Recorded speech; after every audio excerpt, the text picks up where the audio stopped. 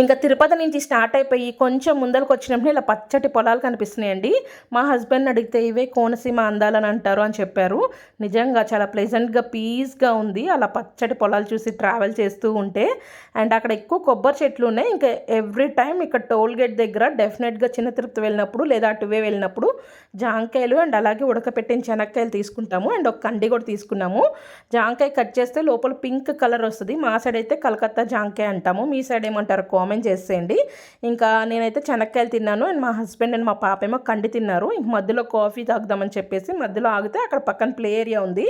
పాప ఆడుతూ ఆడుతూ పడిపోయింది. 1 డే అంతా పెయిన్ అంది, బట్ తర్వాత సెట్ అయిపోయింది. ఆ కాఫీ కూడా చాలా వరస్ట్గా ఉన్నాయి, అనవసరంగా ఆగామనిపించింది. ఇంకా నెక్స్ట్ అయితే ఇంట్లో మా హస్బెండ్ ఎప్పుడో తెచ్చిన ఫ్రెంచ్ ఫ్రైస్ ఉన్నాయి రెడీమేడ్వి. ఈవినింగ్ డిన్నర్ కింద నిఖిల్ పాప నేనైతే ఇంకా అవే తినేసాము. నాకు లెగ్స్ పెయిన్గా ఉంటే నిఖిల్ ఈ మధ్య నాకు బాగా హెల్ప్ చేస్తున్నాడు. ఇక్కడ చూడండి శాస్త్రి బామ్ వస్తున్నాడు. నచ్చితే లైక్ చేసి సబ్స్క్రైబ్